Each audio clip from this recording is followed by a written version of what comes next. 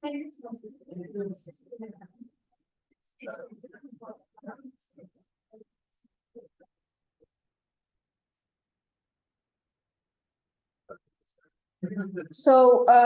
good afternoon again. As I said, apologies for this late start, some technical hitches, and welcome to this unusual venue.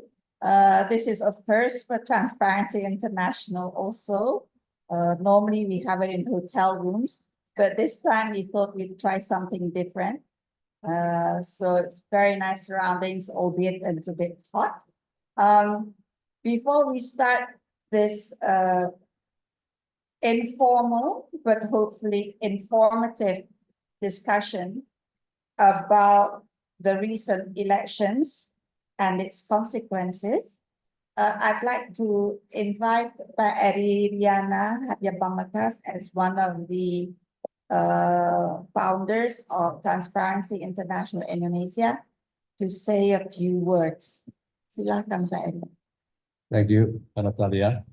Ladies and gentlemen, it is my pleasure to deliver the opening remarks in this election roundtable discussion entitled Democracy Beyond 2024. I would like to express my appreciation to Transparency International Indonesia for organizing this important discussion. It's good to see some familiar colleagues here. As we know, as we are aware, Indonesia has come a long way since the reform era in the late 1990s to build democracy.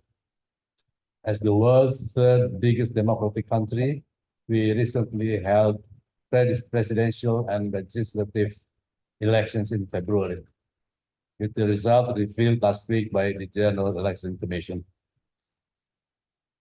Our democracy is currently being put to the test. We have a number of challenges in this year's election. It has become not only a national issue, but also a concern of international stakeholders as well. Just to mention an example, during the recent UN CCPR session, Mr. Pak Rewali Ndiaye, member of Human Rights Committee, raised concerns on the allegation of high-ranking officials or president exerted undue influence over the 2024 Indonesia electoral process, which I believe is also the concern of all people in this room.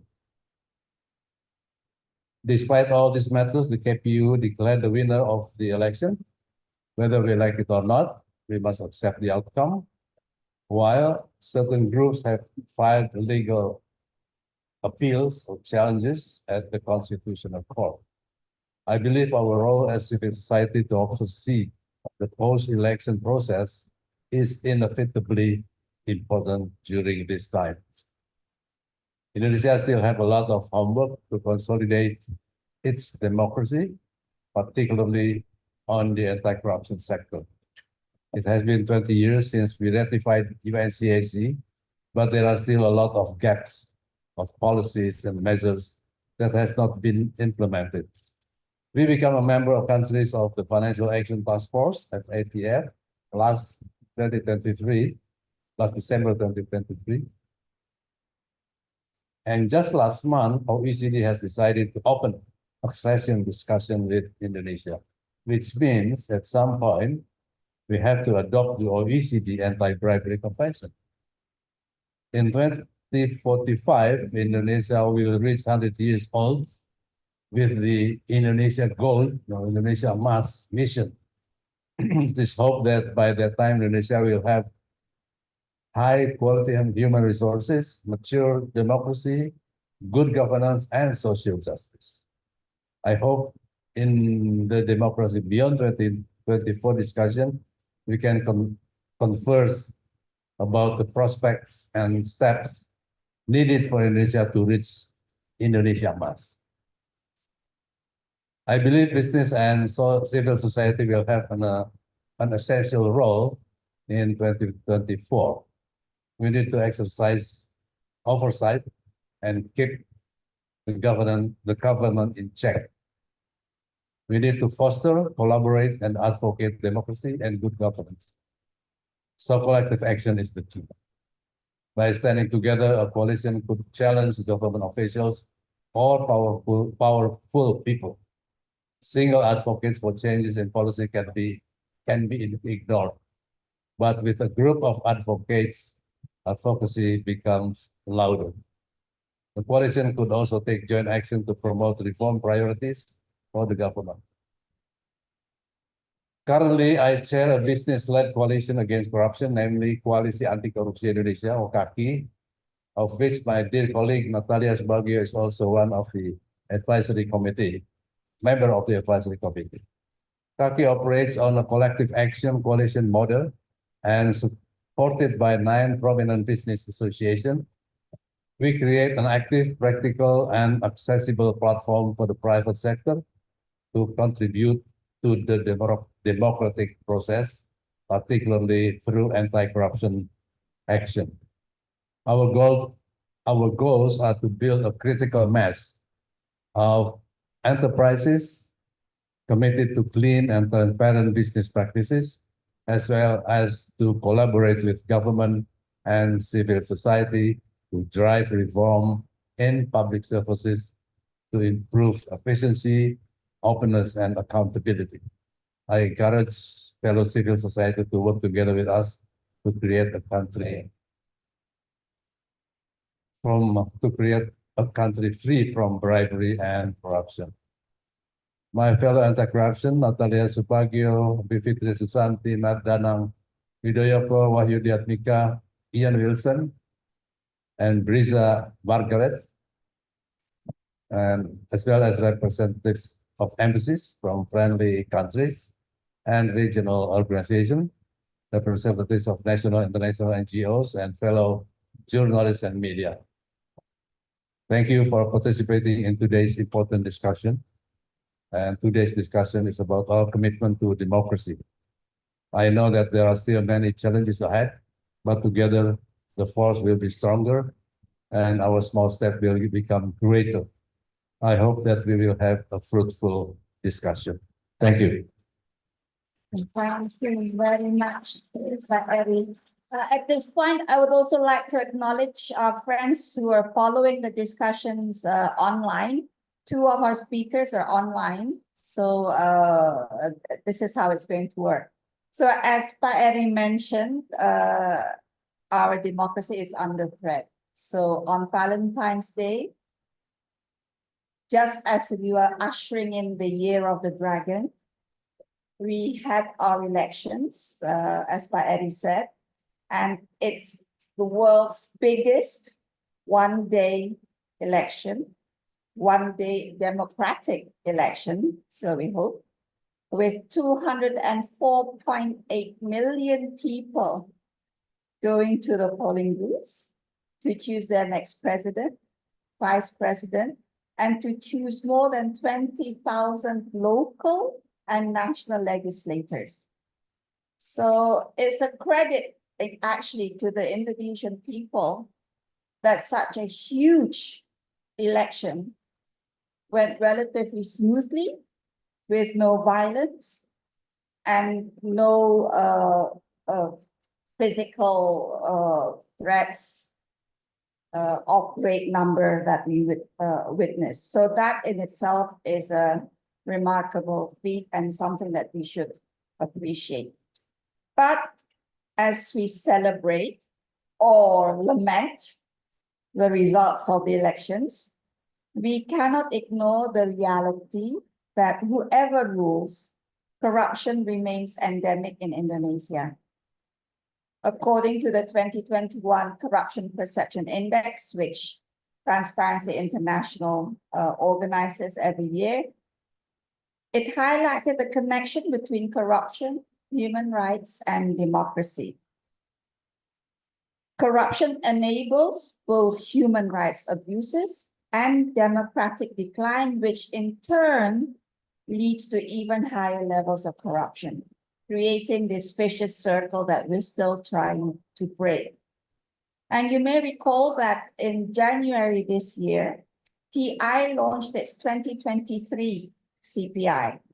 And Indonesia scored a miserable score of 34 out of 100. 100 being the score for the so-called cleanest country. This is the same score of a decade ago when President Joko Widodo came to power in 2014. This 34, it fell from the previous year's score of 38, marking the biggest decline since 1997, or almost 20 years since the ratification of the UNCAC.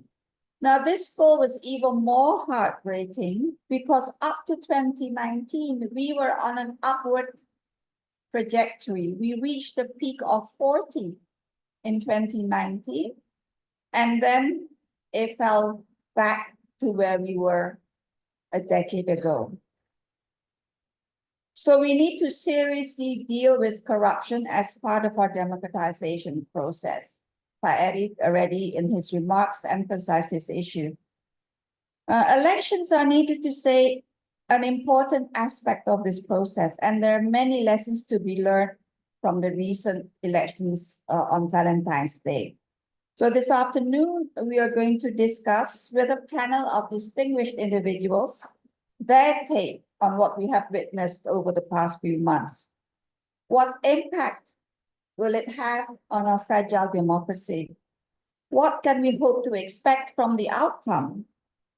Will we see the descent into further authoritarianism, which usually begins with violations to and attacks on civil and political rights, attempts to undermine the autonomy of oversight institutions, and to control the media and to suppress criticism?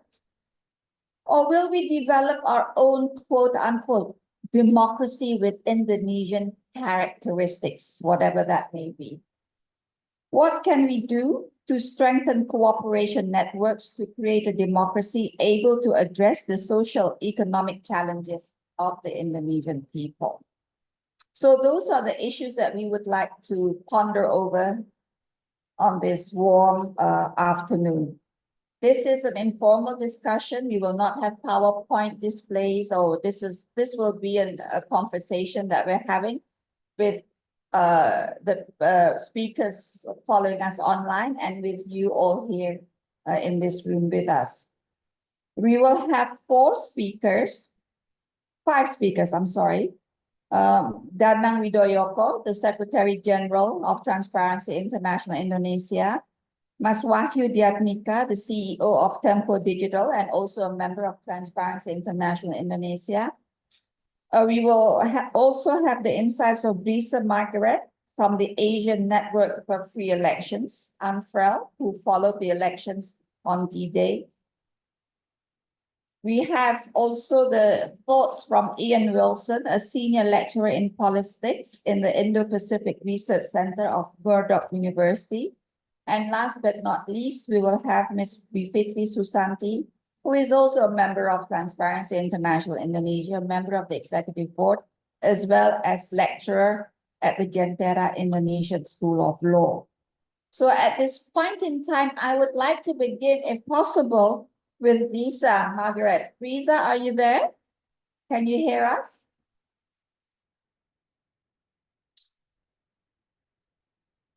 Hi, good afternoon. Yeah, I can hear all of you. Good afternoon, and thank you for inviting Anfrel on this forum. All right, Brisa, I'm turning my head because the screen is on the back. Yeah, hang on I can a understand. second. Yeah. Oh, yeah. Can we see you on the screen? Yeah, I can see it. You were there at the elections as an election monitor. Yes, Can you yes. share with us your thoughts on how the elections went? Oh yeah, okay. I can share about our interim report. We cannot hear you. Hang on. Okay. I'm speaking right now. Yes, we can hear you now. Okay. So again, good afternoon, and thank you for that question. So I am Briza Rosales, the program manager of ANFREL. And yeah, we were there during the election day in Indonesia. And as part of actually, this is a small mission for ANFREL, because for this Indonesia General Election Observation Mission, we only deployed 3 electoral analysts and 7 short-term observers and another 5 persons coming from the mission management team. So we started to monitor the election 2 weeks before the actual election day. And for the electoral analysts, we were able to at least cover the elections of Indonesia for about 35 days. But the first 15 days were purely online interviews and engagement with different electoral stakeholders.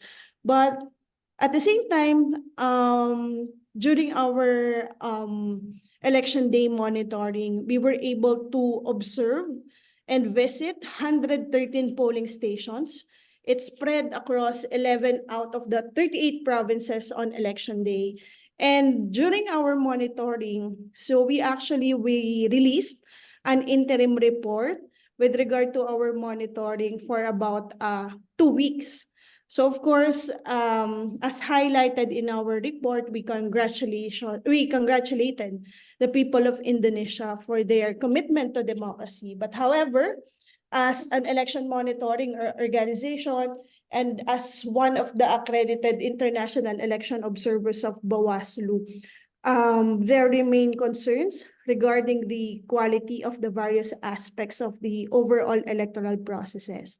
But what we saw, we showed signs of declining democratic norms and values, such as probably I can name 4 because we highlighted this in our report. We mentioned about the encompassing challenges about the legal framework for this 2024 elections. There were also issues surrounding the independence of the election management body. The third one would be the mobilization and misuse of state resources to sway voter preferences. And at the same time, the unresponsiveness of addressing the complaints and violations of election laws. So we found these 4 factors that contributed to the concerns that there is a lack of established systems and processes for ensuring the electoral processes and the election results accountable, transparent, to improve the confidence of the public. So probably I'll stop there. I don't know if there will be more questions, but probably, yeah. Rita, thank you for highlighting the 4 major issues. But how does these elections compare to previous elections that we had? Is it a step backwards, a step forward, or is it the same as it was always been in past elections? Yeah, probably we could say, based on our observation, that this is a bit step backward, because with the 4 issues that we have identified, we could say that there is a decline on the democratic norms and values, especially with regard to the standards that we use to assess the integrity of the elections. So you clearly witnessed that the election process lacked integrity. Is that what you're saying? Based on our interim report, so based on our assessment, we mentioned that the election was not free and fair. But at the same time, we showed improved at least transparency and inclusiveness in the process. But we have highlighted in our interim report that the election was not free and fair based on the 4 factors that we've mentioned. So when you were witnessing or when you were monitoring the elections here, you actually saw instances of what is intimidation, undue influence to consider these elections not free and not fair. On what basis do you make that statement? Based on the 4 factors. So like what I've mentioned, probably I would highlight making the level of the playing field not free and fair. For example, what I've mentioned with regard to the mobilization and misuse of state resources to sway voter preferences, the issues on the independence of the EMB, and then on how they address, especially the election law violations. That's I will always go back to the 4 factors. So those are the 4 major reasons why our elections this time around were not as it should be. And Yeah. what needs to be done to ensure that this is not repeated? Okay, probably I would say based on the findings that we've mentioned. So for example, with regard to the encompassing problems in the legal framework. So in the issues surrounding the legal framework, of course, we came in late because ANFREL just started monitoring a month before the elections, especially for the electoral analysts. But we saw that the problem with regard to the legal framework, it persisted up to election day. So notably, what we could highlight, especially on the decision with regard decision of the Constitutional Court with regard to the age requirement. So actually, we proposed that the age requirement should be included in the Constitution to ensure stability and consistency in the eligibility criteria for political office. Because if this can be put in the Constitution, so this would be, establish a clear and enduring standards to prevent frequent changes or amendments to electoral laws based on evolving opinions. So that's probably on the first one with regard to the challenges in the legal framework. Second is with regard to the misuse of state resources. This is a huge problem, and we only not saw this problem in Indonesia, but we also see this trend in other jurisdictions or in other countries. What we urgently call is for the parliament to tackle this issue through legislation, because the legal framework, there should be a strong legal framework on how to address the misuse of state resources, because as we all know, it is a form of corruption that can be taken advantage by incumbents. So if the legal framework could be strengthened, so at least there can be stronger mechanisms to monitor. That's one. One step that civil society organizations can do, especially who are based in Indonesia, they can do long-term observation with regard to misuse of state resources. And one effective way is to publicize the finding related to abuses, because it will always go back to the kind of governance that the people would get after this. Of course, the elections already happened, but this is the best time when we step into the post-elections part. So the governance aspect would come in. So long-term observation is needed, especially for this misuse of state resources.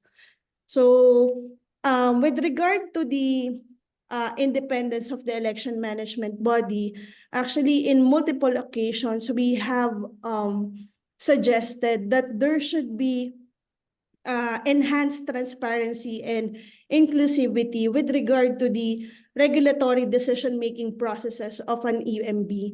So making regular consultations with relevant stakeholders, it should be a standard practice, and it should not be a compliant method for civil society organizations.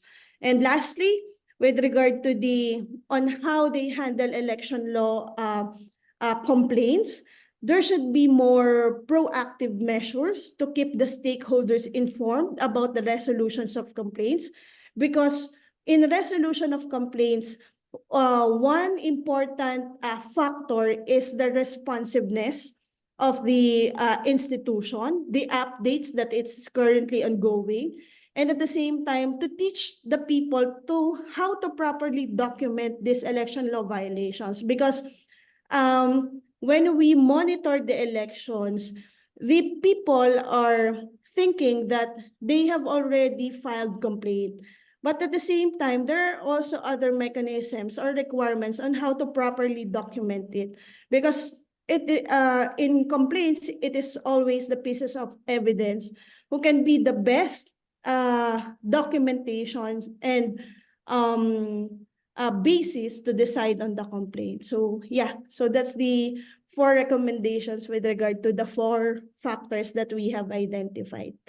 Yeah, those are very solid recommendations. As you probably know that we have here in Indonesia also a lot of monitoring agencies, and many of them are driven by civil society organizations.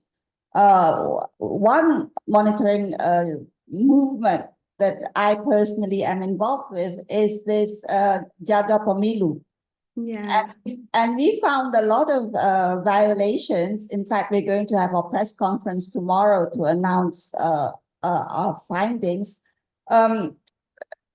We had the evidence. We submitted our complaints to Bawaslu, yeah, but no action has been taken of the many reports or documentation that we have regarding alleged violations. No follow-up has been done. And I'm wondering, or we're wondering, is this a matter of lack of capacity, incompetence, or is it because of the regulations or the individuals, or is it premeditated incompetence? What do you say to that, Risa? I would base my answer based on our monitoring. I would say definitely it's the lack of the capacity to handle these cases, because we saw in other jurisdictions as an international observer, there are many ways on how to handle complaints. For example, the basic is that every day the body or the agency can post or update the public that this is the number of the complaints received. These are the number of the complaints being heard right now, being deliberated, and these are the number of cases being resolved right now, and these are the number of cases already resolved. So in that way, the public can easily scrutinize, especially those cases being resolved and already resolved. I think that's it will always go back to the capacity and commitment of the agency or at the end of the office. Yeah. Thank you, Risa. I'd like to jump to Ian. Ian, are you still there? Yes, I am. Hi. Hi, Ian. I thought you were still in Jakarta with us. Apparently, you've already scooted over to the other side of the world. Yeah, no, I'm back teaching classes again, so I'm missing out on all the action, unfortunately. Ian, you heard just now Risa's 4 recommendations on how to improve the elections. In your opinion, how likely is it that, given the current configuration of our political system, how likely is it that we can follow up on these recommendations which are quite valid? Yeah, look, and again, I think they're excellent observations and recommendations. I think I don't have a lot of optimism, and the reason for that is in part, and it's maybe a slightly different kind of analysis. I think we can approach, the elections and democracy in Indonesia through a number of different lenses, and there's obvious concerns that have emerged in this last election around electoral integrity and the ways in which the fundamental processes of Indonesia's election have come under, I think, really unprecedented strain if we look at the last 25 years. I think the broader problem is, though, the narrowing of contestation around those elections. What kind of social forces and social movements are actually contesting power in Indonesia? And in that, we've definitely seen a significant narrowing of the field over not just the last decade, but I think in a broader sweep, really since the early 2000s. And in terms of, responding to your question, I think that's a cause for great concern, because really we're seeing largely democracy is being contested electorally through splits within broader ruling coalitions who seek to establish points of differentiation around elections. And we saw in 2019, for example, a deeply polarized election where certainly some candidates sought to mobilize particular rifts within society as a means of gaining power. But I think on other levels, most of those elites share a broader buy-in to the kind of direction of Indonesia's democracy. And I think that's one that's certainly moving away from ideas of genuine representation, which sort of have often been quite secondary in a lot of discussions around Indonesian electoral politics. But the broader institutional context is also, I think, a quite alarming one. We've seen over the past decade, the criminalization of political opponents and attempts to really shut down genuine forms of social movements that seek to engage in the political system electorally. We've seen the end of the campaign against corruption, or at the very least, not the end of it, but significant attacks on the campaign against corruption, which are really been fundamental to upholding the integrity of Indonesia's political system more broadly. And we've also seen, I think, particularly in the last 5 years of Jokowi's administration, moves towards political re-centralization in terms of issues around the substance of electoral democracy itself, the re-centralization of power in ministries and in the figure of the president itself. And these are, in the broader scope of things, sustained challenges to the key achievements of the Reformasi movement, if we see that as a pivotal shift at the end of the Suharto era to now. And I think really it's a challenging time, partly because while there is certainly opposition and many people who feel very strongly committed, deeply committed to defending these things, it's a very fragmented landscape. And I don't think at the moment we see a consolidation of social forces around the defense of democracy, not just as a procedural thing, but its substance of its institutions, really in a strong way. When I was in Jakarta, I was very interested in looking at, one of the few new participants in the electoral system, and that was the Partai Buruh, so the Labour Party, which is a coalition of some of the large trade unions, as an attempt outside of elite fissures across the different parties of working people to engage in the political process. And I think while it was, there were some genuine achievements, it showed the limitations of engaging in electoral politics, which is so dominated by transactionalism and money, and has been so focused on figures. So what I mean by figures is personalities leading into particular forms of populism with programmatic approaches. Really, culturally, I think they just didn't gain any ground. So I think those are big challenges ahead. It feels like it's still a long haul in terms of a consolidation around different groups, around different movements who can really seek to hold back the tendencies of the current elites to really continue to eat away at some of those big achievements of the Reformasi movement. And, I think really, and this is something that I've discussed with, Indonesian friends who were involved in the anti-Suharto movement. I mean, there is a sense that there's it's a bit of a, the outcome is a bit of a testimony to some failures of that movement, because the person who's won the election, Prabowo Subianto, is the embodiment of the new order in many ways. And I think there's a strong argument that, it's a real testimony to some of the weaknesses of the Reformasi movement in general, that someone like Prabowo can now be president.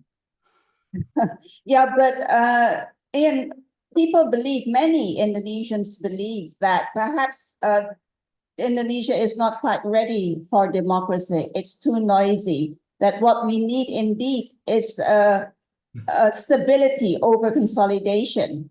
That these elections compared to previous election is so much better because we don't see the divisiveness. What do you say to that? Well, look, I mean, I've been around for a while watching Indonesia, and of course that language immediately reminds me of the new order, where a strong argument was that developmentalism had a requirement for forms of stability that meant that Indonesia had to hold back its desires for, becoming a more developed democracy, which of course is a completely ahistorical argument, because from its foundings in the 1940s and the 50s and 60s, Indonesia had an incredibly vibrant democracy, which involved a genuine contestation of different visions for how the country should be organized along ideological and economic lines. So I tend to default to that background when I hear that language as a call for a further shrinking of the contestation, the space of contestation in Indonesia. And you know, it has a very powerful co-optive kind of force to it, where even, you know, where there has been emergences of what certainly sparked a lot of enthusiasm, including the figure of Jokowi himself, I have to say, who early on there was great enthusiasm that this was one who represented, you know, kind of a different approach to democracy, but also, you know, new parties like the PSI, which I remember when it first emerged, there was great optimism. This was a liberal, progressive party, and it was very quick. It was only a matter of a couple of years before it was really absorbed into becoming, you know, a front party for Jokowi and other oligarchic interests. Yeah. So I think this is the problem of there's political stability in the Indonesian political lexicon usually means a minimizing of what's actually at stake. And we've seen a shrinking of that space even more, where really it's inter-elite divisions and I say, you know, a revolving chair kind of system rather than a condensation of fundamental visions for how the country should move forward. Yeah, you mentioned the Partai Buruh. Why are you so optimistic that that party, the Workers' Party, will not come to the same fate as PSI in future years, in the next election, so to speak? I'm not sure if I actually said I was optimistic, but look, I think it's grounded in a class of classes of Indonesians who have everything to gain from fundamental changes in Indonesia's socioeconomic trajectory. And while there's always the danger, because we've seen this over the past 20 years, that the co-optive power of the Indonesian system in taking, you know, any number of people who've gone in with the best of intentions being absorbed into power. I think any organization that has a mass social base that's based in particular kinds of, I guess, worldviews or ideological views has got a much better chance of moving forward rather than what has been often a very atomized and fragmented approach, say from different activists who've entered in individually into power with the hopes of doing better things. If you don't have a broader social coalition around you, that's a very fraught exercise, as we've seen. So I think, look, I think there's some hope there. And I know the last time we had a discussion in Jakarta, you were prizing me to be more optimistic. And so I'm trying to bring that into the discussion today. I think if we look at these, you know, social interests and social and class interests in Indonesia who really haven't done well under Jokowi. They haven't done well under these over the conditions of the last decade. You know, that's the building blocks, I think, for new political movement. But it's not going to happen quickly. All right. Okay. I'd like to now ask Mas Wahyu. Please pick up the. Oh, you sit there. Yes. Thank you very much. The camera, please, to Mas Wahyu. They don't have to see me. Mas, you heard Ian saying about the shrinking space over the past decade. As a member of the media, what do you say to that? Yeah, well, first of all, thank you for having me here. I think from the media perspective, there's a couple of trends that occurred during the last election that quite different from the previous election in the past 5 years. And I think it shows that shrinking civic space that Ian mentioned. I think it is becoming evident that the press, the mainstream media, public interest media, no longer has the same access to the elite, to the authority, or the candidates even for my magazine, Tempo magazine, we always cover the election, and 1 week before the voting day, we usually regularly every 5 years in each election we have a full coverage of the candidate's profile with the candidates interviews. So 5-6 pages spread interviews in the magazine of the candidates. only this time we don't get an interview with Prabowo Subianto. So we had an interview with Pak Ganjar, with Pak Anies, but Prabowo camp just don't grant us the access. I think that shows that shrinking space. I think that's not the only indicators, of course, but I think it shows how the president-elect sees the press and see the level of access that he should give to the fourth estate. Another thing that I would like to emphasize is the whole media landscape in Indonesia is not yet recovered. It's not yet finding the balance after the ongoing disruption from digital technology. So we are seeing a steep decrease of our ability to reach audience. During the print era or TV and radio, we used to have that access to influence opinion, to really become, the sense maker or the trendsetters, opinion makers for the public. But I think this is not just in Indonesia, but increasingly evident in the last election that it is steeply declined for the Indonesian media, and you can see local media in particular have very low reach on social media, on search platforms, because they don't have the capacity to really provide that type of content, the search engine optimization kind of content, the requirement to have that reach that will eventually support your influence.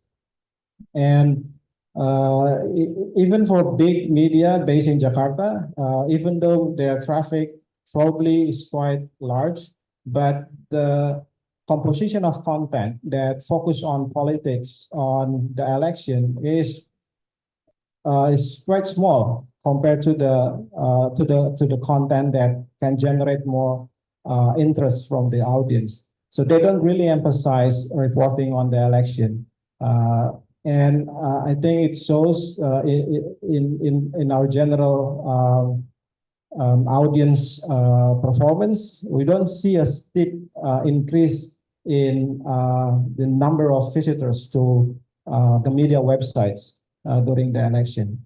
So I think the combination of those factors, I think it shows that first of all, we don't have that same level of influence anymore, the press in particular. Secondly, I think in response to that, probably we don't have the same degree of access to the candidates.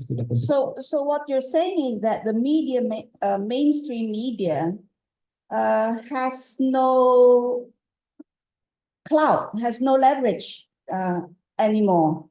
Is this because the quality of journalism? Is it because of the quality of journalism isn't what it should be? Because now it's just driven by speed and rather than quality? Is it because nowadays people don't trust the mainstream media, because now mainstream media, we also question their independence? So what are the factors that have led to this situation? Is it just because the government over the past decade has been more inaccessible? We signed the Freedom of Information Act many years ago. That this shouldn't be an issue anymore. But why is it? I think there's of course, a combination of factors. I do think we do still have plenty of quality reporting, in-depth reports, investigative reports published from different outlets. Many are from digital-only outlets, not only from big mainstream media, but the ability to reach the audience. I think that's the main factors that are lacking from this newsroom. It's still driven by editorial, but they don't equip with the necessary technology or the right capacity to really master the user acquisition game online. It's because it's a completely different playing field. When I started as a journalist 20 years ago, we don't have to think about distribution. We don't have to think about engagement. We don't have to think about, making sure that we have the right keyword on our articles. But those are the new game now, and a lot of newsrooms, I'm afraid, is not yet, equipped to win the competition to get the audience in this new digital era. It is being replaced by TikTok videos, by Instagram reels, and that kind of thing, who are not probably use the same rigorous method of finding facts compared to the newsroom. Yeah, but so what you're saying is that the media is faced not just by the shrinking civic space, but internally, you're also challenged by technology, algorithms, which drive the story nowadays. Yeah. So under such circumstances, where can the public turn to for information that is trustworthy, that is enlightening? That's the big question, I think, nowadays. I think the sources of information is there. The sources of trustworthy information, the source of quality journalism is there. I know many newsrooms are trying very hard to keep to the standard that required from us. But I think it will take time before media industries really look at itself as a really a digital outlets, not only driven by editorial factors. And of course the new presidential regulation on the publishers' rights, I think it's also probably will balance the field a little bit if we able eventually to strike a negotiation with the big platforms, enabling publishers to get a fairer compensation, and that will give us a chance to really build our technology capacity. So looking forward, are you optimistic about the future in your field? Yeah, I For think the so. fourth estate? Indonesian media landscape is different. It's really start to grow compared to the more mature landscape in Europe or in US or even in Australia. So I think there's plenty of room to grow. The question is, it cannot just be the press responsibility to build this new digital information ecosystem. We do have to educate our young generation about the need to have a good public interest media landscape. We have to teach them from school age about the needs, the methods to find the right information, to verify information. So those are absent from our schools. And journalism is just an infrastructure. It's just the content. But if there's no demand from the society, then there is also another big question to answer. Yeah, no demand from society. Regarding your inability to access the presidential candidates, it seems that there was no demand from the public to know more about certain candidates. They were quite happy to be able to enjoy the lighter side of these candidates. What role should the media have played, or could the media have played in raising that level of critical thinking, analytical thinking amongst the audience? Yeah, I had this discussion with Ross Tapsell a few weeks ago after the election, and he was here during the voting day, and he witnessed our fact-checking process, because we had a three fact-checking, public fact-checking event during the debates, during the presidential debates, where we, different newsrooms all come together in one room, live fact-checking the speech of each candidate.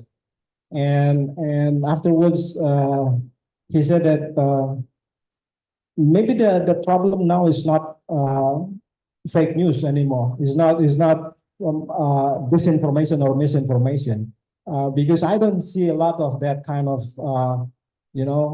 manipulated information in Indonesian social media compared to 5 years ago. Now what we are seeing is inventing completely new realities. The Gemoy dances, the light-hearted, Prabowo is a completely invented personalities that were not exist 5 years ago. And how do we answer to that?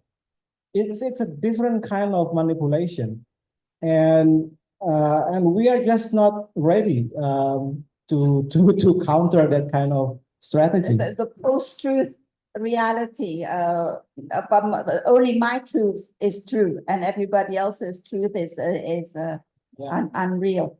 So that means there's a lot of work to be done, and that from what you're saying, you're sort of implying that it's as much your capacity side that is lacking, as well as the shrinking space. Yeah. And from what I gather, you say that in the future, under this new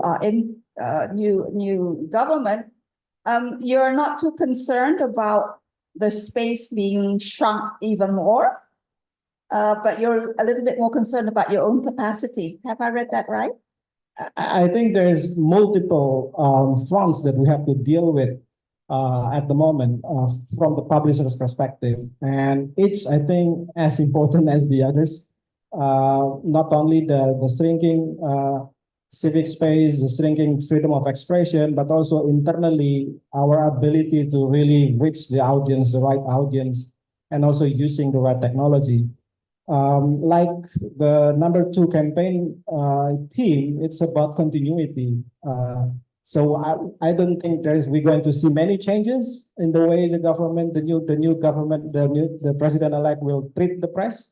I think we'll see a continued strategy, limiting access, only providing their side of the truth. And it's really up to the journalists to really dig out the facts and present them to the public. But for that particular, responsibility, we do need to make sure that our stories reach the public. So you're saying it's the journalist's responsibility to dig out the facts without fear of persecution? Yes, without fear of persecution, of course, and we still do have the press law that guarantee that kind of press freedom in Indonesia, but I think it's really hang in a very thin thread now, because it really comes down to the press council, and we have 11 associations that select the 9 members of the press council, and if we have majority of the members in the press council who do not believe in press freedom, who support the government agenda, then that's the end of it. Aduh, this is actually, that's the end of it, he says. If we have members of the press council that do not believe in the freedom of the press, I mean, that's like a contradiction in terms. Mas Danang, for us in the anti-corruption field, the role of the media is so important. Yes, yes, of course. And you heard what he just said. Yes. How concerned are you about the future of anti-corruption efforts? Yes, actually, I'm worried that advocacy groups will have will face authoritarian measure against them. But among us, I said, let's see what happened with Tempo first. Let's see what happened with the media first. I mean that the next administration will be, I think, as Wahyu has mentioned, continuity. continuing trend of toward to authoritarianism, and then also limiting access for public, at least in the public policy formulation. Since the revision of KPK law in 2019, and then it has become a model of the legislation within parliament, how the government and parliament drafting a new law. So no public access until the deliberation process in the parliament. Previously, even before the government start to write new law, we have been freely to discuss. But now our space has been limited to the end of the process during the deliberations in the parliament, and then if we don't agree, yeah, they recommend we go to the constitutional court. That now it has low trust in public, and this is over. So limiting public access to public policy formulation, and then secondly, another situation that we worry is weakening accountability institution, not only KPK. So Anti-Corruption Commission has been transformed into executive body. It's not independent commission anymore. So it means that Anti-Corruption Commission is under the president, under the executive. And as we have seen during the election, so many complain about the people call it weaponization of the judicial. So how judicial process, how investigation process can be designed to pressure the opposition, to pressure the supporter of the candidate.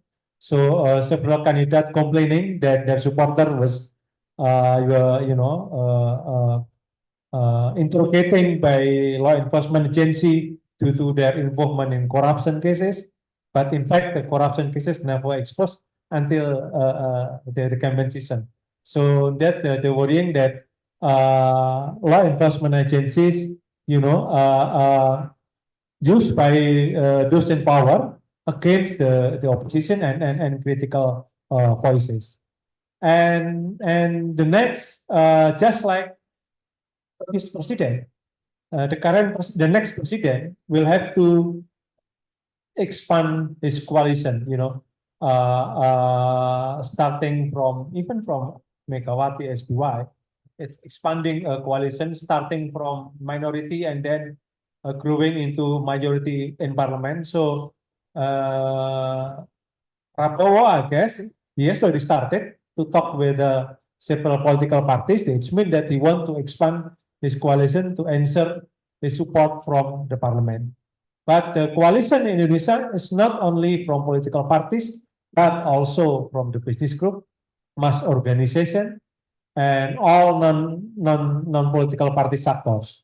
So it means that the opposition is getting smaller. No contestation. Yes, Actually, but yeah. I'm worried that the small opposition is easily to crush. If we have a big opposition, if we have several strong opposition within parliament, we have strong mass media, so our voice will be amplified significantly. But if the coalition within the opposition is getting smaller and smaller, then it will leave only Tempo magazine, a few critical and advocacy NGO, and that easily to be crushed if they support the agenda that and not in line with the government program. Ian, what Danan was describing about everybody Prabowo beginning to include everybody into the coalition. There's also been talk about creating like a Barisan Nasional here in Indonesia, a la Malaysia type, where you have a coalition of dominant parties and a sprinkling of parties acting in so-called opposition.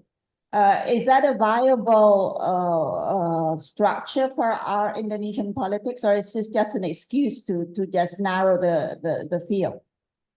I mean, it's within the realm of possibility, but if we look at the trend, certainly over the past decade, and it was started under Yudhoyono, but I think, was really taken to another level by Jokowi, is that, power has really operated as a very strong centrifugal force. And in short, no one has really wanted to be in opposition. And when I say opposition, I mean not just not being in power, not being in government, but contesting policies, having an alternative program, alternative visions that then serve to inform public debate. And if we look at the trends over the past years, very few political parties have really embraced that role. So while, the outcome of the legislative elections, as I understand it, is there's a majority of seats won by politicians linked to parties that didn't support Prabowo Subianto. I think it's 300 as opposed to 280.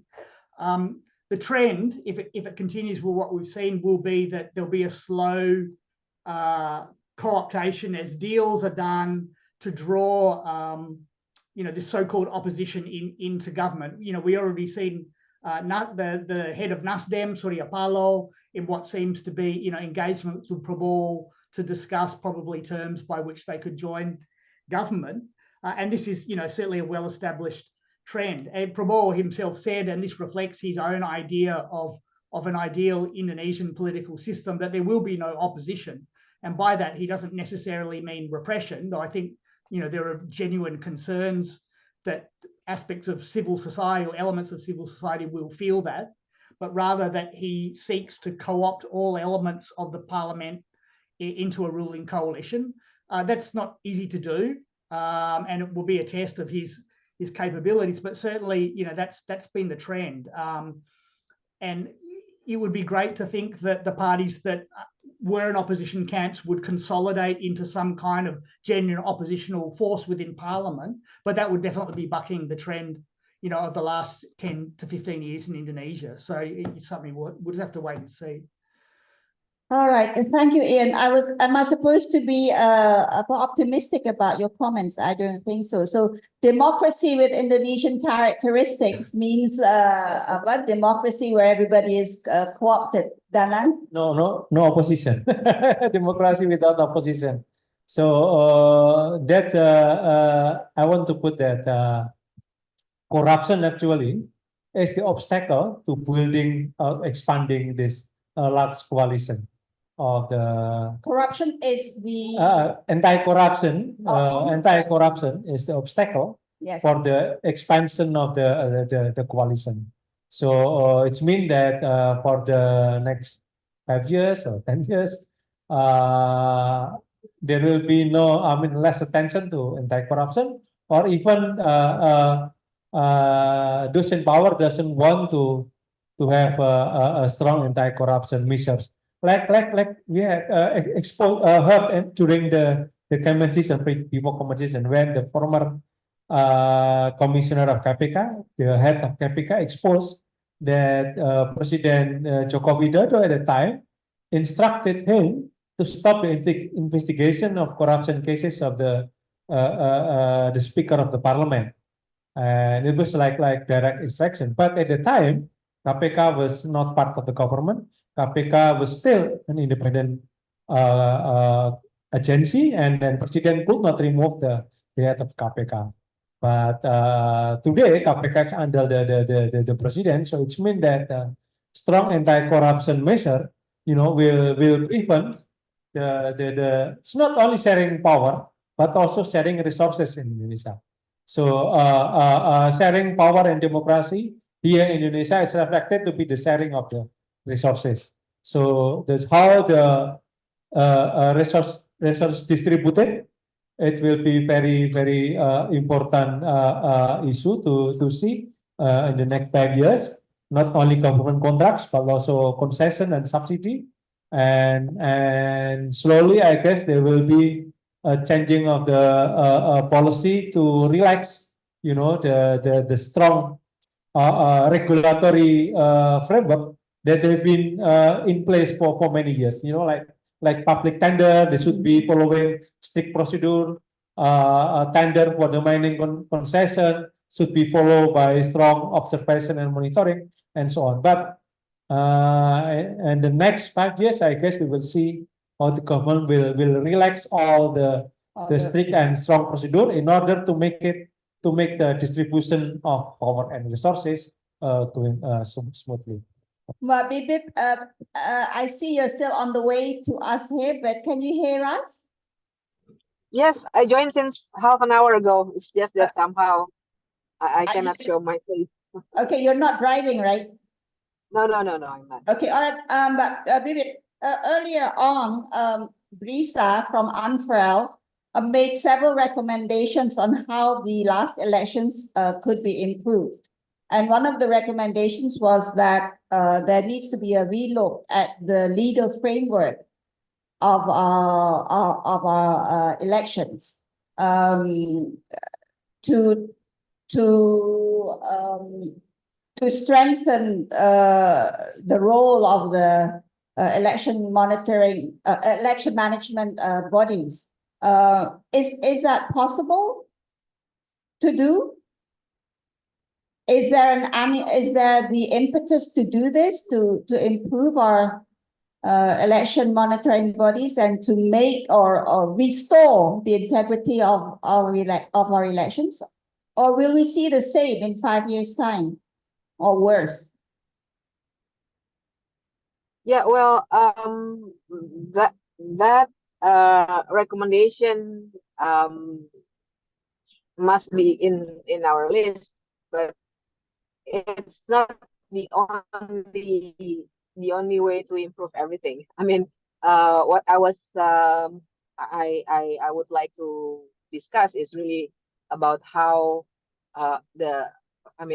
if we talk about beyond election 2024, then we have to talk about the way people do politics.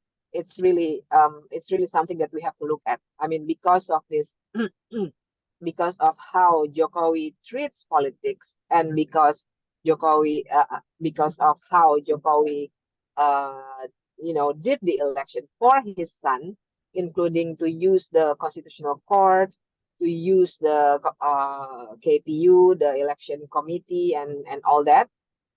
I think it's not only about the legal framework. It's really about how politicians, perceive politics, and how do they do politics on the one hand, and also the need for us to think about political education for general public and all that. So yeah, certainly how we recruit and how we shape the General Election Commission is one thing, but we also have to remember that even the design of the General Election Commission itself is is done by the House of Representatives and the government in the law on the election. So then we will have again the challenges in terms of the lawmaking process that was discussed by Danang before, and so yeah, so there are a lot of things we have to put in the list, because the election actually just showed us how fragile our foundation for politics is. I mean, by foundation for politics, I mean the political culture, the political education, and basically how the general public and the politicians doing politics. Yeah, so Bibip, given your very long list of things that needs to be done to restore our democracy, our road to democracy, what should be the priority in your opinion? Political party reform, that is a must. And yeah, because that's basically the source of everything. I mean, if we look at the KPU itself, if we see the legal framework, we should not forget that the legal framework did not change since 2017. So the critical question would be why in the previous elections the KPU was better than this time's KPU, because the legal framework is exactly the same. The way they were selected was exactly the same. But these current KPU members, they've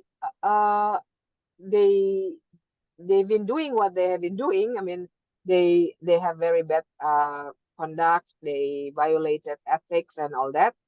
I think it's not only because of the legal framework, but also how the is also because of the fact that the political parties make use of their position in the DPR to control the commission members. So on top of the list should be really the political party. But your political party reform is very, very challenging, Bibip. I remember when in 1997, 98, when we were trying to amend the constitution, we had to, civil society organization had to camp out practically in parliament because they were asking politicians to create changes that were sort of detrimental to their interests. Right now, if we were to do political party reform, we would have to again camp out in parliament and push for them to reform for internal. How is that possible? Okay, I'm sorry, I'm very close, but we are confused where to where to stop. Okay, yeah, well, it's really it's indeed a big question, but and it's not going to be done in 1 year, 5 years, probably even 10 years. But we really have to put that in the list, because what I think what we missed or what we should have done 25 years ago was really to reform the political party, because at that time we had very big challenge on how to do it. Then I would say we actually put that aside and we deal with things that we can deal at that time, which is institutional reforms. But after 25 years, now we learn that institutional reform is useless when we don't deal with political parties, if we don't deal with political actors. So it is a big question, but we really have to start. And by saying that we have to start is not only about how to make the legal framework again, because then again we have to deal with DPR and the government to make the law. But also, I don't know, doing some measures like challenging some political party law provisions in the Constitutional Court, by doing some public advocacy to push the political parties to conduct internal reforms, to modernize the politics, and probably also to push civil society, political parties, probably from the civil society, like, I don't know, the Green Party, which we've been talking about since 10 years ago, but still not competing in the election this year, or probably the Labour Party. But we have to deal with that issue, because I think it's too long that we put that aside and we pretend that by doing institutional reform only, then we can deal with democracy. But yeah, it's not going to happen. Thank you very much, Bibip. It sounds as if it's reformasi, we're back to square one again. Is what is the conclusion that I have temporarily drawn. So I'd like to give this opportunity for the floor to raise issues, comments, both on the floor here in the audience and online, if you have any questions that you would like to pose. online, is there anybody who would like to ask a question? I see Richard Borzuk, a veteran journalist, Sue Chen Marching also. And from the audience here, any questions or comments? Actually, I Oh, don't Rich, have a, okay, go ahead, Richard. thanks, Natalia. No question at the moment, but I want to thank all of the speakers today. There have been quite a few seminars, webinars, and whatnot after the election, of course. And I think all of the speakers put forward some perspectives and thoughtful views that have not been aired at some of the others. And so I want to thank everybody for their contributions today. Thank you, Richard. Sue Chen, please go ahead. I see your hand raised. Thank you. Go ahead. You can ask any question to any one of the resource persons. Yes, okay. Can you hear me? Yes, we can. Yeah, sorry if this has been discussed before because the line was not clear from my side, so it kept disappearing. Hold on, Susan. Can you also introduce yourself, where you are? Because I don't think you're Okay, here. I'm a lecturer at SOAS University of London. So I'm in London at the moment. And yeah, so what I was asking is the hak angket, so the right of inquiry. What's the future of this? And now I know it seems that it's stuck now. But what do you think about this? I'm sorry if it has been discussed because sometimes the line just disappeared, so I didn't But really don't know. worry, it hasn't been discussed yet. It hasn't. Oh, good. That's good then. Okay, thank you. All right.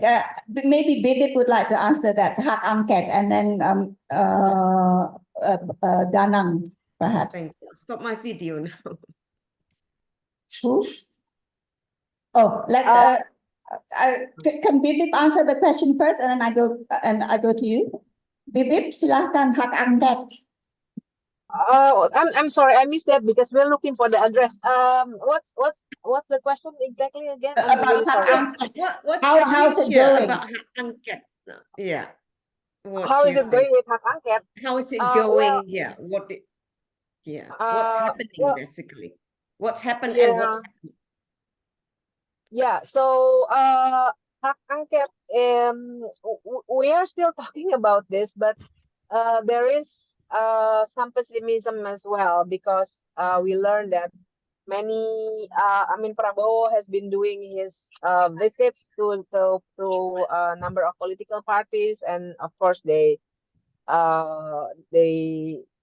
laid out, red carpets for him and all that from Nasdem, for example. I'm actually in front of the Nasdem Tower now, and then yeah. So but I have been talking. I have been asked about this so many times, and I always say it's challenging for me to respond to this question because I have hopes as an advocate for hak angket, but we also have to be realistic in terms of prediction and all that. I still have optimism because a number of parties still show their interest and and we have been. I'm still, one by one, try to visit them and still persuade them. And the narrative from the civil society part is always that yeah, it's not about stopping the election itself. It's not about it's really different with the constitutional court process. It's for the public to understand what was actually going on, and we get some clear information from Jokowi whether he and how, not whether, but how he acts, how he misused his power, for example, in terms of the bantuan sosial, and about using the um, legal law enforcement agencies to force a number of governors and bupatis to mobilize votes for Prabowo and Gibran and all that. So there is still some degree of optimism because the process in DPR is still can still be pushed. There's no deadline like in the Constitutional Court, and I learned that a number of parties, they actually had prepared some documents to push, and they already even prepared the signatures from their parts. But on the other side, we also learned that apart from the Constitutional Court process itself, which really take up their attention, and then some of the DPR members, they are still concerned about their seats, so they don't really pay attention to what's going on in DPR. And also that there are pressure from Jokowi's side on the one hand, and also there are offers from Prabowo to join them in the coalition to get ministerial positions and all that. So that's the situation. Thank you, Bibi. Mas Wahyu, you wanted to add to this? Yeah, just add 2 points. First, they will need more than half of the votes in the parliament to pass the right to inquiry. That means the petitioner have to have a solid support from all the political parties on number 1 candidate and number 3. So the second point is having know that the political parties currently are using this as a bargaining chips to get a slice of the cake in the next administration. So things are now is still ongoing. The negotiation, the back and forth is still ongoing. If they got what they want, they will not push through for the right to inquiry. So Ian, how do you see the outcome of this hak angket process right now? Well, Go through? I tend to agree that, you know, it can be seen as a means of trying to extract concessions from Prabowo and his coalition. But, you know, at the same time, the thing that's most concerning about this election is that a precedent has now been set for how to contest power, and particularly with a president like Prabowo, who, as you know, has been well documented, has no commitment to upholding democratic norms at all, that this will exacerbate this a slide further towards particular forms of autocratic rule. So, you know, I guess there's one side of me thinks it's probably a quite cynical attempt to apply concessions, but at the same time, it's important that there's a process of some kind of contestation of the means by which this election has been conducted by state institutions, because that's going to be really important in upholding any kind of integrity of the process going into the future, particularly when you have an administration who I think there's serious doubts that they have any strong commitment to upholding these things. Okay, thank you, Ian. Another question from the floor. Yeah, hi, I'm Laura Engel from the German Embassy Military Department. Thank you so much for all of your inputs today. And also, you know, looking beyond just the elections, as it's not only elections that make a country democratic, but, you know, there's so much more underlying processes. And I was interested in maybe going back a little bit to this idea of opposition and party reform, because when I report on Indonesia, I always think there is kind of a lot of the political spectrum more on the left is missing, you know, so of course that's also part of the history that Indonesia has, and you know that communism is something that's a very difficulty, but I'm just wondering, you know, in order to have this meaningful opposition and also people who offer different views on how to run this country and so on, you would also need to have kind of a space where these different opinions could rise and grow. And so far, I feel it's a lot like, are you more nationalistic or are you a bit more religious? And so where do you feel also, is this growing in civil society? Could that translate somehow into a stronger movement? So, you know, because, yeah, this kind of opposition has to come from somewhere. Dana, can you answer that question? Where will the opposition come from when there is no party or no organ that offers an opposing view or alternative views. Yes,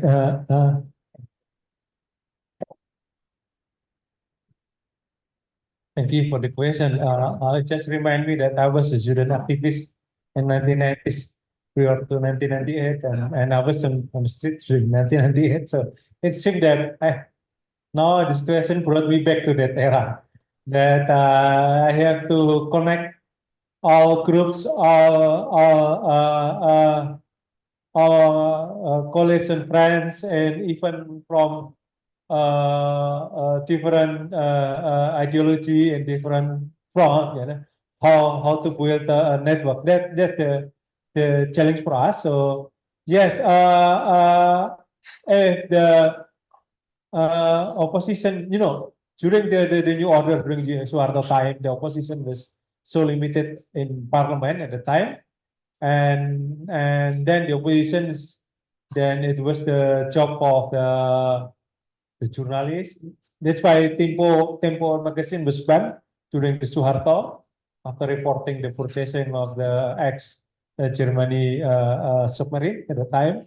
And then the small group of the student and student activists and small group of the NGOs. But at the time, yes, the idea is how spreading the idea, how educating people to resist, how to educate people, you know, to think critically against the government, because during the time that the government, you know, during the Suharto, we have economic growth in average 7%, and he has transformed our economic and social life. So it was so like a prosperous time for the Indonesian society.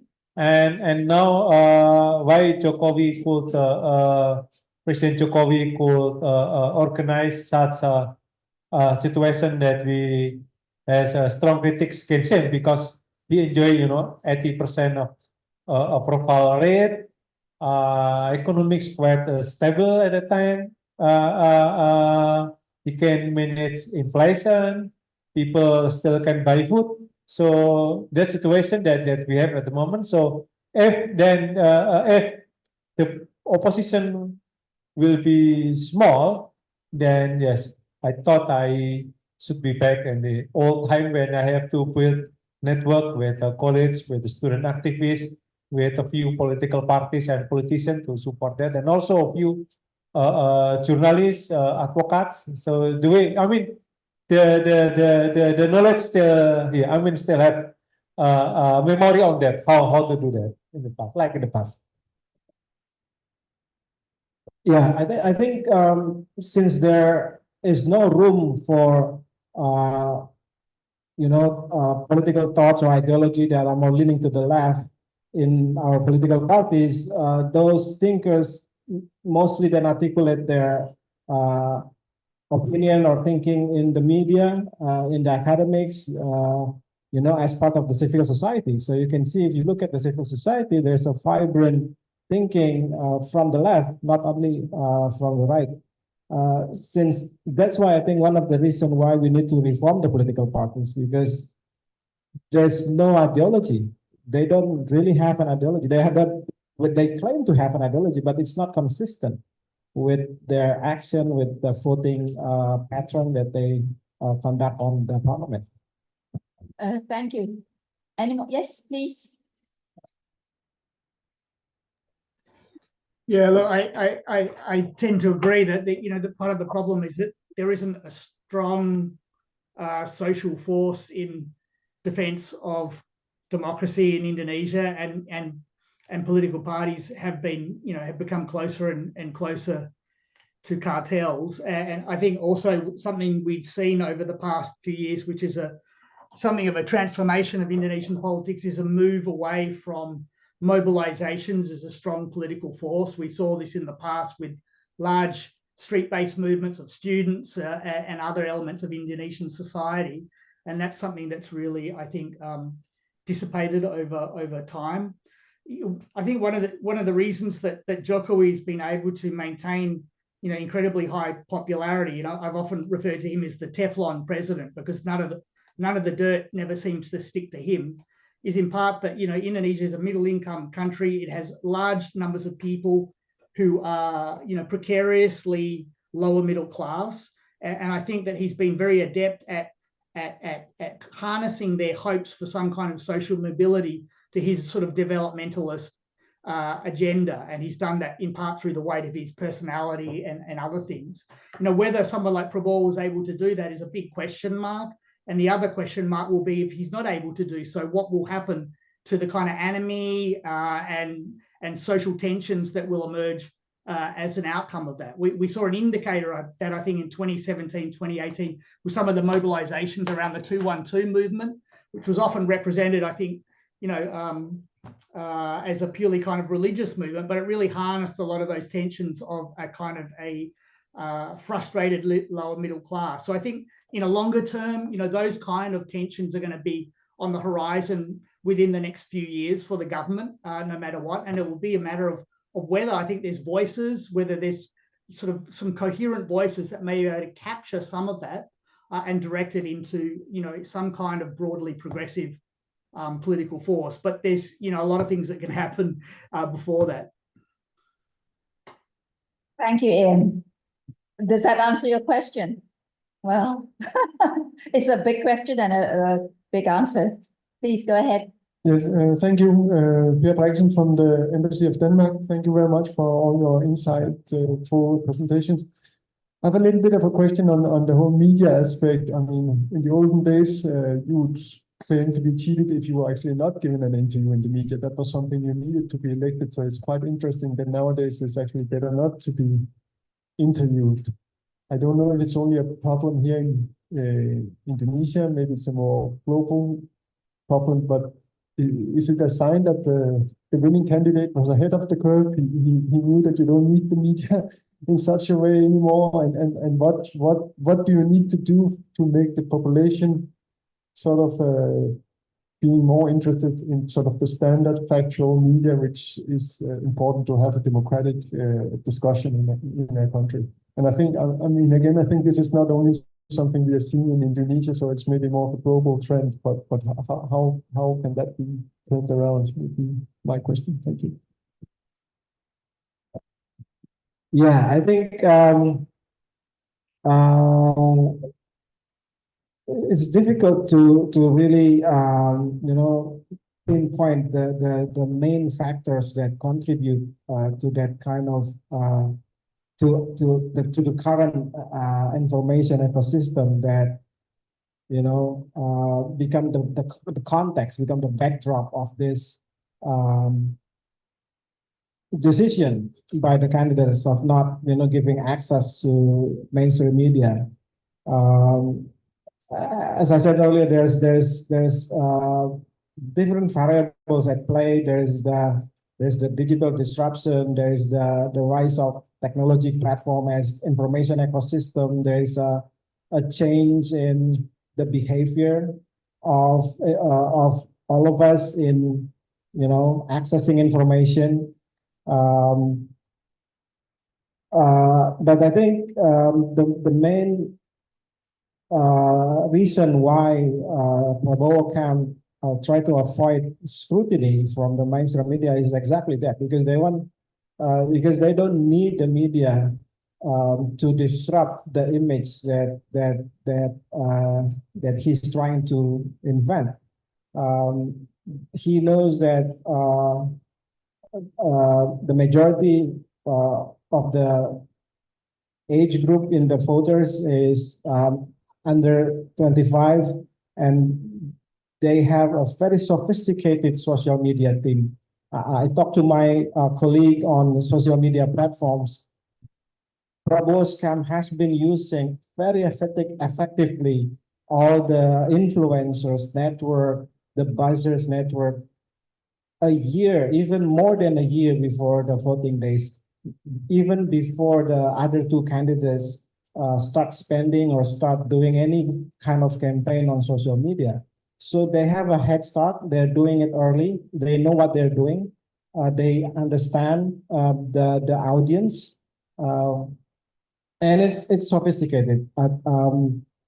And we just, I think the media was caught off guard. They assume everybody's still paying with the same book, but apparently the book has changed. The rules of the game has changed. And yeah, and in order to stay relevant, I think the big challenge now for the media is really to be able to prove its relevance by reaching the right audience, try to really be on point about what kind of information needed, what are important for the audience. And it needs we need, and this is not only the media's responsibility, this is our responsibility as member of the public to really look into these platforms, because, as Edward Said said, it can be used as a tool to manufacture consent, social media, and it's really up to us, do we let this to happen or not? Yeah, Dana, you kept on saying that now reminds you of your student days 25 years ago. Yeah, but today's world and 25 years ago is very, very different, as what you just mentioned. So what are the challenges of civil society in addressing this current situation that we're in? Because the methods you used 25 years ago are no longer valid today, or are they still valid? Yes. Of course, the situation has changed dramatically, and especially the media is changing a lot. So that's why we have to create a new strategy. But from my perspective, that yes, we have bad situation, but actually bad situation for us to think more clever, to think cleverly, and now I think it's marking the point where when the civil society must create a distance with power holder. Previously especially during SBY, during Jokowi administration, we have a very close relationship with the government. It's easy for us to talk and discuss and to provide recommendation for any minister or any part of the government. The government is always consist, it's not monolithic. So sometimes if we are unable to talk to one minister, we can, circling around and talk to another minister and how to propose our agenda. But I guess this time has ended, so that's why we have to try another strategy, and the situation has forced us to think what happened. So during that time, during SPY, during the Jokowi administration, we focus on the government. We focus how to provide recommendation, how to lobby the government, how to influence government to formulate policy according to our recommendation. But at the time, we lack of another aspect of our work, which is talking to people, talking to ordinary people, discussing with new generation, with the students. So that's why not like sitting that we don't have much access. Maybe we don't have much access like in the past, but now we have to focus to educate people in general, like to 20 years ago. Of course, with the new media, with the changing situation, but yes, this is the different trajectory that we have to follow. Right, thank you. We're very happy to have Ibu Bivitri arrive today. You wanted to respond to this question, please? Apologize that I passed this as I was speaking. The driver, missed this place. So anyway, I would love to respond to this question because roughly 3 weeks ago or 2 weeks ago, we had the very interesting discussion in Jentera Law School talking about the new wave of social movement in ASEAN, actually, but focusing on Indonesia. And at that time, there were at Aspinall, Colm Fox, Mbak Yatun from Amsterdam University, And it's a 2-day workshop. And on the first day, a number of young people, really young, obviously not me. So Gen Z, and I use that opportunity to actually ask them, is that correct if we think that you are like this, like that, and all that?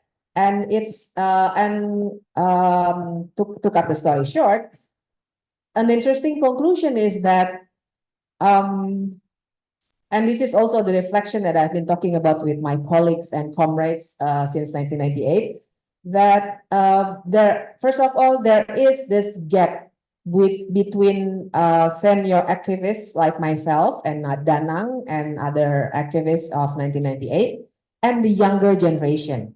We realize more and more, especially recently, that even the basic knowledge on how to respond to government pressure or how to safely conduct protests in the streets, we don't really discuss that. So there is like mistakenly an assumption that social movement will come naturally, which is wrong. And older generation, this is like self-reflection, very rarely talk to the younger generation about how to deal with this. And we focus too much, again, I have to mention this, focus too much on the institutionalist approach. So we tend to forget about building the social movement.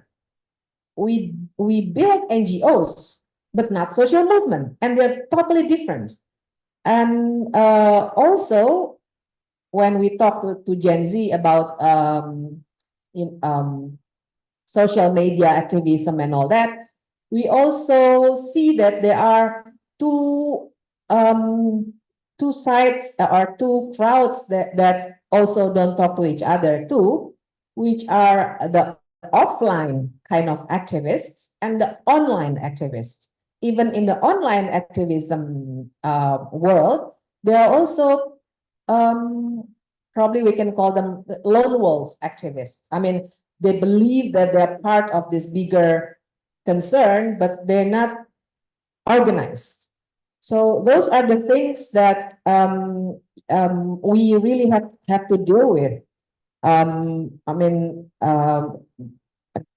Danang and Blikomang talk about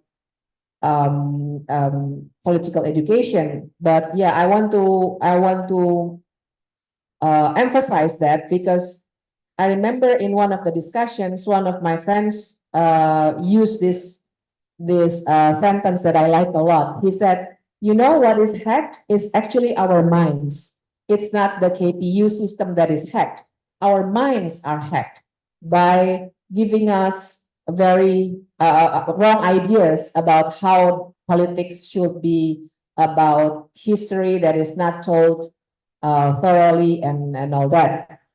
So I've been talking to my colleagues that we really have to stop, how do you call it, romanticizing 1998.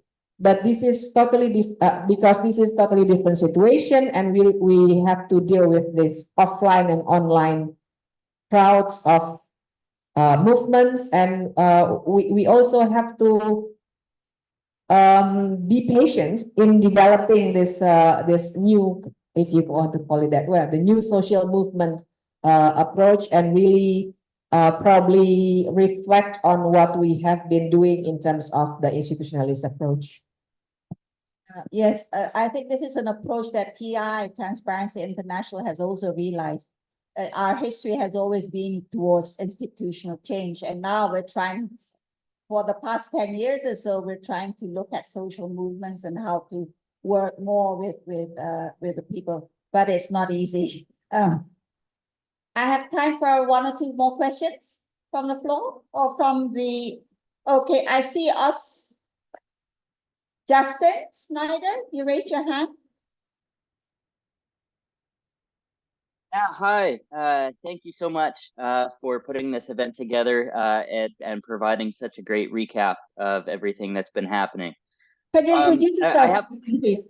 Oh, sure. Yeah. My name is Justin Snyder. I just recently finished an assignment as the chief of party on the USAID Integritas program, working with Danang and lots of wonderful, wonderful people. I have what may be a simple question, but I think it's a rather complex one, and I'd like to hear the thoughts on this.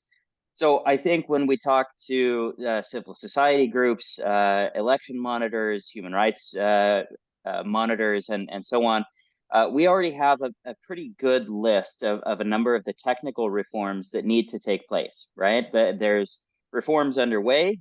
For example, the MCA decision just last week to reduce the parliamentary threshold, which I think is important. There were 17 million votes thrown out in this election because the parties that were voted for at the DPR level didn't cross the 4% threshold. So it seems like there's progress being made there. But there's a long list of reforms needed, updating the legal framework to legitimately recognize the open list and ensure that elected members own the seats and not their parties, which would be standard for an open list framework. Which is not the case here in Indonesia. I think there's room to do a serious revisit of the barriers to entry for new political parties, and the fact that Banpol, the state subsidies for political parties, are really subsidizing incumbent parties. There's tremendous space to improve the requirement for financial donation transparency, particularly for political parties.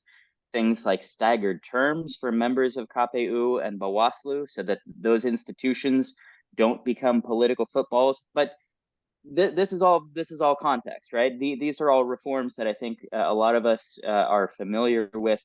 My question is this: what will it take for us to generate a meaningful reform effort?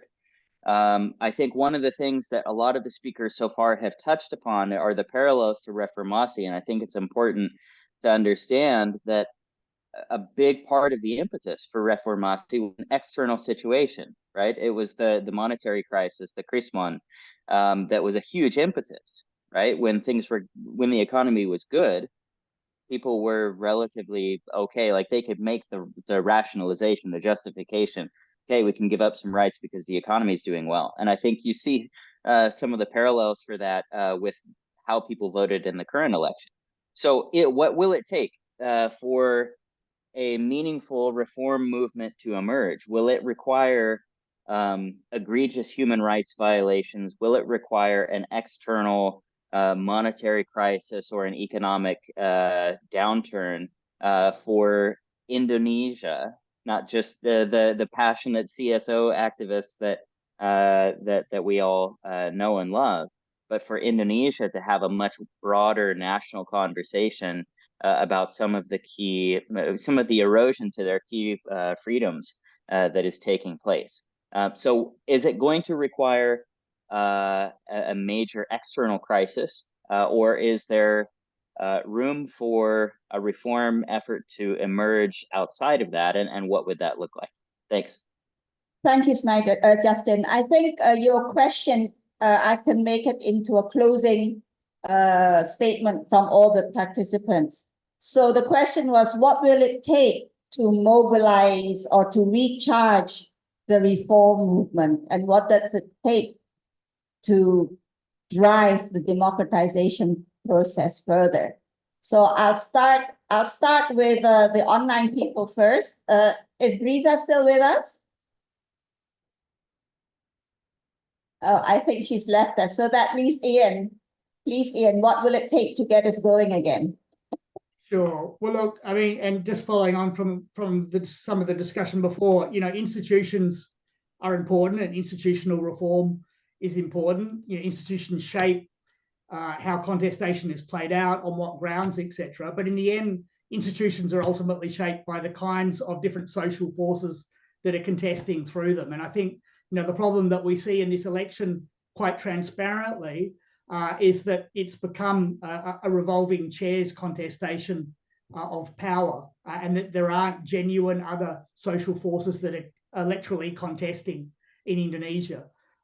In terms of the question, I I don't like to have to say it, but I think crisis is going to be fundamental to it. And I think, if we are going to reflect on some of the lessons of previous significant transformations within Indonesia, it was economic pressures that undermined some of the basis of support for existing regimes that created the kind of movement and fluidity that saw some fundamental transformations. And as I said just a little while ago, I think a lot of the support for Jokowi has been underpinned by middle income Indonesia, pinning some of their hopes for some kind of social mobility to his developmental project. Now that's a fundamentally fraught one. And I think, if it fails, if the free lunch isn't enough, if people don't experience their aspirations are frustrated, that could be the fissure point for something new to emerge. What that is, we don't know. And of course, if we look at other, populist movements around the world, they can take any number of contours. I guess that's probably why it's important to have a consolidation of civil society to provide some coherent narratives, some coherent discourses. But I think crisis is going to be fundamental to it. Thanks. Thank you, Ian. Mas Dana? Yes, actually that this is the topic that actually I don't want to speak because it's dangerous for me, because I felt I still can remember the feeling during 1998 when the crisis came to Indonesia, when crisis affected most of the people, not only poor people, also middle classes. So it affected me personally, and yes, then everything will be okay, will go on. Then there will be no significant changing.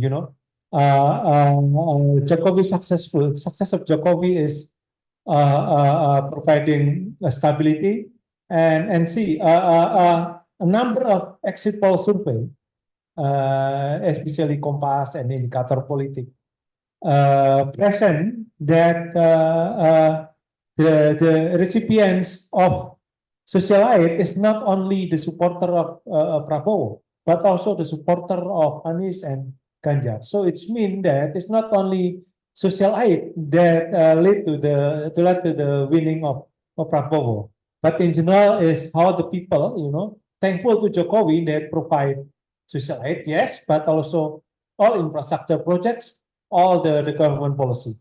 But we have to acknowledge that Jokowi is a capable leader, that he could manage economy, he could manage the tension among elites. That's why it comes to the situation that he enjoy huge popularity, high approval rating. So actually, I'm worried that Prabowo will have the similar situation, high popularity, huge approval rating, and all people will thanks to him. But yes, in this situation, then external shock will be very, very important. But on the other side, I believe that to be a capable leadership like Jokowi, he grew up from the managing small city and then bigger city like Jakarta, and then become managing a country. Situation and experience that Prabowo doesn't have. So let's see whether he is capable as Jokowi, but if he is capable that we need external shock. If he is not capable to manage economy and the interest of elite and people, then we don't need external shock. Maybe internal shock will be able to shaking the regime. Thank you, Dana. Yeah, it's a great question, and to be honest, I don't know the answers for that now. I think after the local election in November, we will know more, because then we will know the configuration of powers in different regions, in different provinces. Because I do think the context is a bit different than 1998. Reformasi happened after more than 3 decades of Suharto's rule. 65 happened after a chaotic political period after the election in 55. Now 2024, I think we do have, this is the second peaceful transfer of power after Megawati to SBY, now SBY to Jokowi, and then Jokowi to Prabowo. So I think the cycle is there, and I think we will just need to create, islands of integrity, islands of changes, and if we have that, our the fundamental mass, I think that will gradually change the country. But that's not a definite answer. I don't know the real answer. Thank you for your honesty. Yeah, it's indeed very difficult to answer. But I agree with Blikomang for us not to directly compare what happened in 1998 and now, because I also believe that we do need crisis, but we cannot kind of copy what happened in 1998. It was horrible. Remember how many women, were raped and how many people killed. So we don't want that to happen anymore. And obviously the situation is very different. We don't have the economic crisis, at least yet, and all that. But if we look at the situation at the moment, I would actually point out to the fact that probably it's a good thing that Gibran goes with Prabowo. I mean, I cannot imagine if probably, Prabowo with Ganjar, for example. I don't think there are many people who realize what's going on, because the wake-up call only happened when Gibran went with Prabowo. So my point is that probably things are different, as I said before, but probably we also have to look at the opportunity where we can make them fight each other.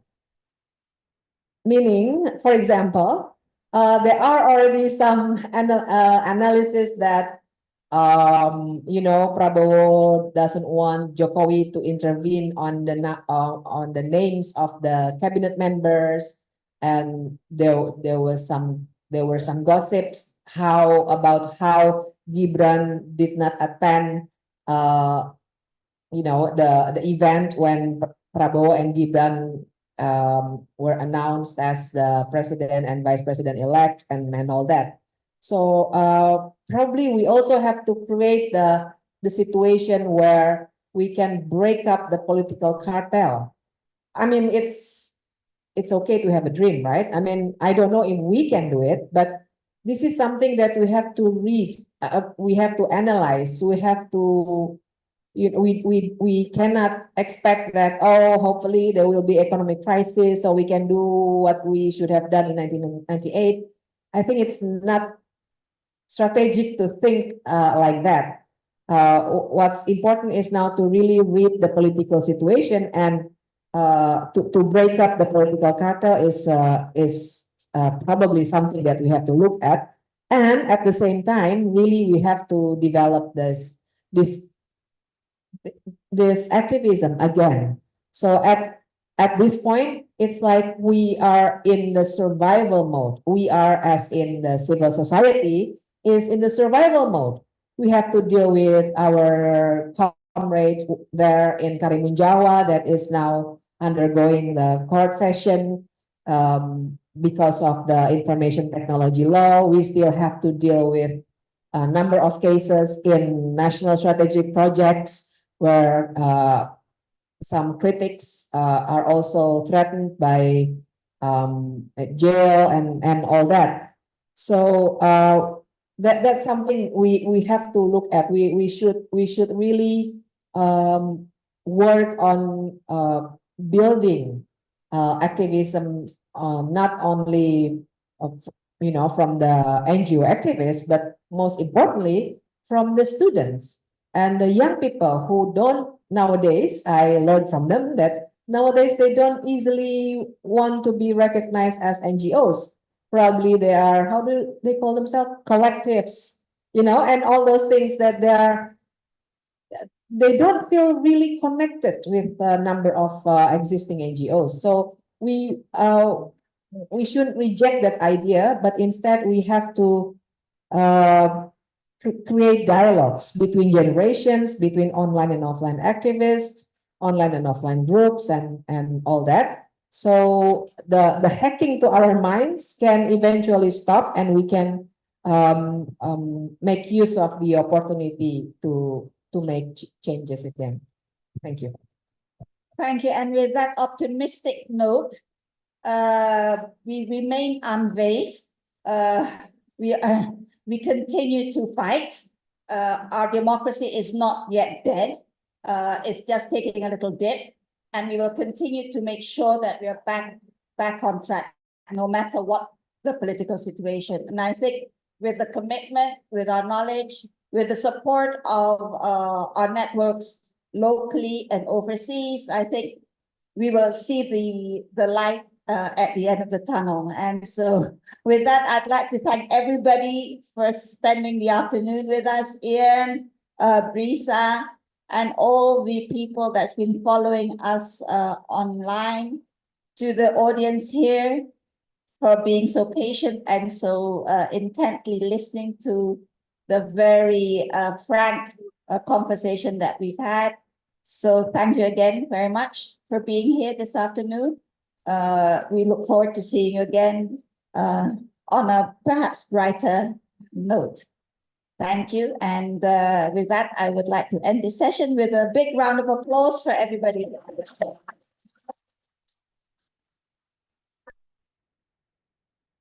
In a half an hour, we'll be breaking fast, so please don't go anywhere. We'll have the picture with everybody on screen. Ian, bisa dibikin besar nggak gambarnya, Ian?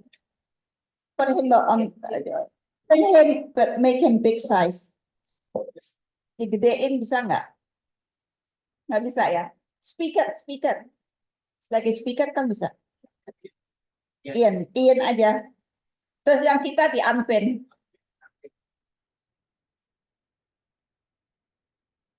This is technology. You can tell what generation I'm from.